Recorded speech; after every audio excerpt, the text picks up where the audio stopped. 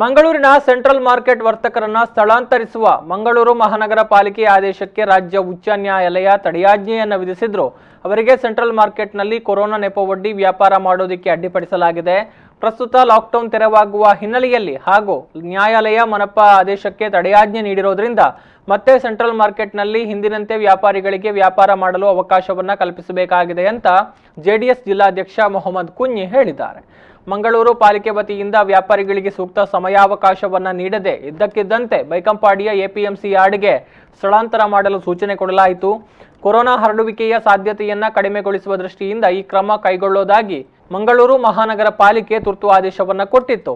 ಇದರಿಂದ ತೊಂದರೆಗೆ ಒಳಗಾದ ವ್ಯಾಪಾರಸ್ಥರಲ್ಲಿ ಕೆಲವರು ಬೈಕಂಪಾಡಿಗೆ ಸ್ಥಳಾಂತರಗೊಂಡ್ರೆ ಇನ್ನು ಕೆಲವರು ಮನೆಯಲ್ಲೇ ಇರಬೇಕಾಯಿತು. ಈ ಹಿನ್ನೆಲೆಯಲ್ಲಿ ಸೆಂಟ್ರಲ್ ಮಾರ್ಕೆಟ್ನಲ್ಲಿ ವ್ಯಾಪಾರ ಆರಂಭಿಸಲು ಹೊರಟಿರುವ ವ್ಯಾಪಾರಸ್ಥರಿಗೆ ಜೆಡಿಎಸ್ ಬೆಂಬಲವನ್ನ ಕೊಡುತ್ತೆ.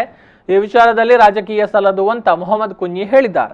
ಈಗ ನಾಳೆಯಿಂದ ಅವರು ಪುನರಾರಂಭ ಮಾಡ್ತೇನೆ ಅಂತ ಹೇಳ್ತಾ ಇದ್ದಾರೆ. ಎಲ್ಲರೂ ಸೇರಿ ಅದರ ಬಗ್ಗೆ ಸಭೆ ಕರೆದುಕೊಂಡು ಅವರ ಸಮಿತಿಯವರು ಸೇರಿಕೊಂಡು ನಾವು ನಾಳೆ ಮಾಡ್ತೇವೆ, ಓಪನ್ ಮಾಡಿ ಮಾಡ್ತೇವೆ, ನಮಗೆ ಬೀದಿಯಲ್ಲಿ ಆಗಿದ್ದೇವೆ ನಾವೆಲ್ಲ ಹೇಳುವಂಥ ಪರಿಸ್ಥಿತಿ ಬಂದಿದೆ.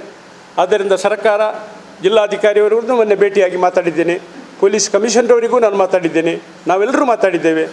ಆದ್ದರಿಂದ ಅವರಿಗೆ ಅದನ್ನು ಸರ್ಕಾರ ಆದಷ್ಟು ಬೇಗ ಅದರ ವ್ಯವಸ್ಥೆಯನ್ನು ಮಾಡಿಕೊಡಬೇಕು ಅಂತ ನಾವು ಹೇಳ್ತೇವೆ.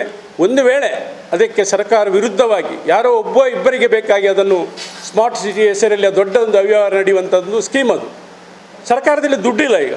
ಆದರೆ ಇದನ್ನು ಭಾಳ ತರಾತುರಿಯಲ್ಲಿ ಮಾಡುವಂಥ ಅದು ಮಾಡಲಿ, ಸ್ಮಾರ್ಟ್ ಸಿಟಿ ಬಂದರೆ ಒಳ್ಳೆಯದೇ ಅದು. ಆದರೆ ಪರ್ಯಾಯ ವ್ಯವಸ್ಥೆ ಮಾಡಬೇಕು. ಇಲ್ಲದ್ರೆ ನಮ್ಮ ಜಿಲ್ಲಾ ಜನತಾ ದಳ ಸಾರ್ವಜನಿಕರೆಲ್ಲ ಸೇರಿಕೊಂಡು ಅದರ ಬಗ್ಗೆ ಉಗ್ರ ಹೋರಾಟವನ್ನು ಮಾಡ್ತೇವೆ ಅಂತ ವಿಚಾರವನ್ನು ತಮ್ಮ ಗಮನಕ್ಕೆ ತರಲಿಕ್ಕೆ ಇಚ್ಛೆಪಡ್ತೇವೆ.